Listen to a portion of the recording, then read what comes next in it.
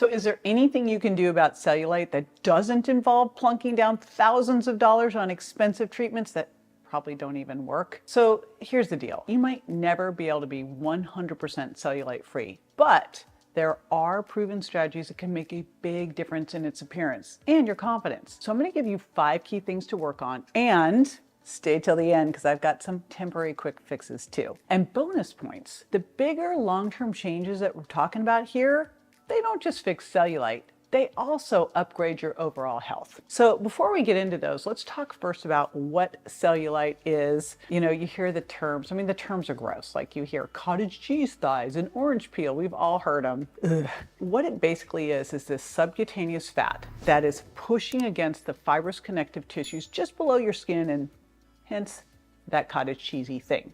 Turns out, and I had no idea about this, that 90% of women have some form of cellulite. And generally, you know where it is: hips, thighs, butt, right? So why does it happen? And why is it happening to us? Come on. So it turns out sex is a huge one, age is another one, genetics, lifestyle, and hormones.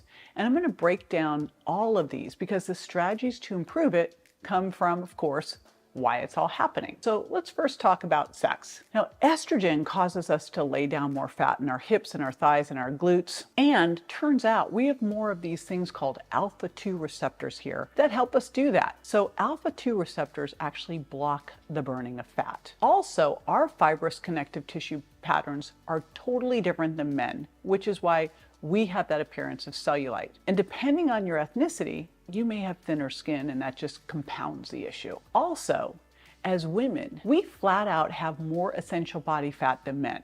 By the way, 10 to 12% essential fat versus 3 to 5% for guys. So that we have all these fat stores, right, for pregnancy and for nursing. So that's the first one. The second, aging. Yeah, sorry, had to say it. Now, as we age, the collagen fibers break down and our skin thins. Some of that is because estrogen's going down, of course. We also lose muscle mass, and quite often we have an increase in our fat cell size. Our human growth hormone decreases, and also, most of the time, cortisol and insulin are both going up. All of that together is a disaster for cellulite. It's going to make it worse. Now, if you're sedentary, you're stressed, have hormone imbalances, you're insulin resistant, or you're a smoker, this compounds it even further. And then we're going to pile on the genetics. All right, so now that we know what it is and why it's happening, let's talk about what you can do to improve it. So the first one, you would figure this one, of course, is to lose excess fat. And you're definitely going to want to lose excess fat, as this just makes it worse. It's not going to solve it to lose it, but it's going to make it worse if you have more fat. Now, I've gone in depth with the exact things I'd do if I wanted to lose 20 pounds, step by step, that addresses this in detail. And I'm going to put the link in the description below. But I'm going to give you a few key points here that'll help. First off, you can shrink your fat cells. And one of the ways you can do that is by doing high intensity interval training.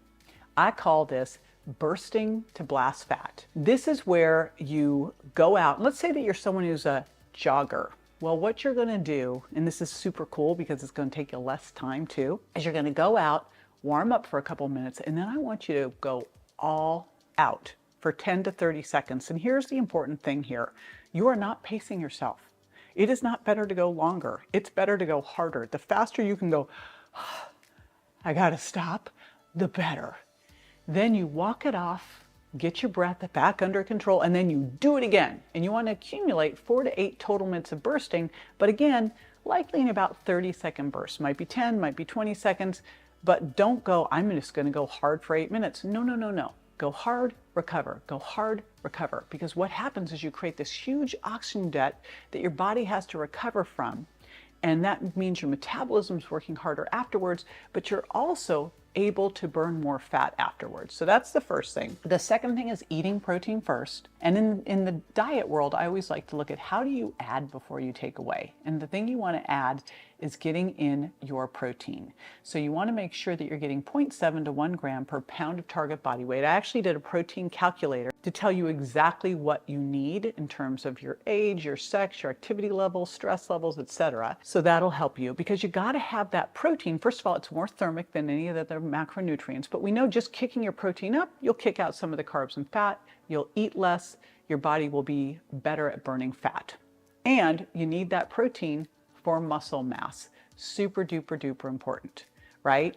So in order for you to build muscle, you got to have two things. Number one, you need to have the amino acids from protein to help rebuild your muscles. And number two, you got to have the stimulus, resistance training. Now, why resistance training is so important is a couple things. Number one, your muscles are your metabolic spanks. They hold everything in tighter. So that's super helpful, right? And it can improve collagen. So that's the big thing. It's also a sugar sponge, so it gives sugar a place to go. And so you can immediately start to improve insulin sensitivity through that resistance training, also through HIIT training as well. And the other thing that you can do here is you're improving insulin sensitivity. The other thing that will help improve insulin sensitivity, besides doing resistance training and high intensity interval training, is intermittent fasting. Now, I view diets as tools. And when I think of intermittent fasting, it's a tool that you want to use for the right thing. That doesn't mean every single day. Like, I recently ran into a friend who had decided to do one meal a day and had been doing it for a year. And the reality was she looked like she had aged. She had lost muscle. She looked softer. I was like, this is not working for you, right? So I like to cycle in intermittent fasting for the autophagy and for the improvement in insulin sensitivity. This might be something great for you to do, say, 2 days a week. But remember, if we're really working on getting in the protein that you need and building muscle, this isn't a daily thing. You do want to have a shortened, a time-restricted eating window, probably around 10 hours a day. But ideally, if you're really doing more of an intermittent fast of eating for about 5 to 6 hours a day, do, once or twice a week. Next thing that you're going to want to do here is lower cortisol. Now, here's the thing that happens with cortisol, and this is why this is really problematic, is cortisol is catabolic.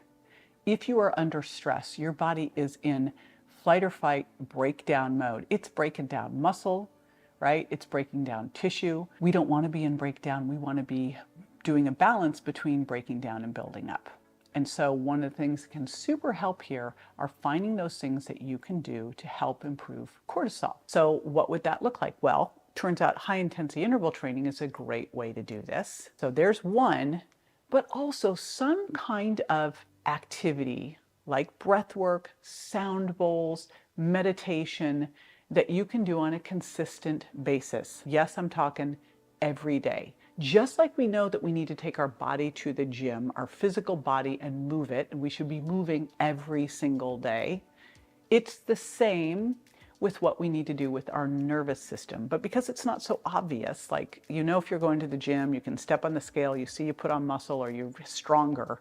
But with your nervous system, you're like, can you really tell if you meditated? Maybe you're not as crabby that day, but it's harder to tell. You might be able to see it through your HRV, how well you sleep. But I want you to really just make a commitment that just like you're taking your physical body out to move, you're going to take your nervous system and work with it too, and find those things that work for you. Again, tapping, breath work, meditation, doesn't matter. Find your bliss.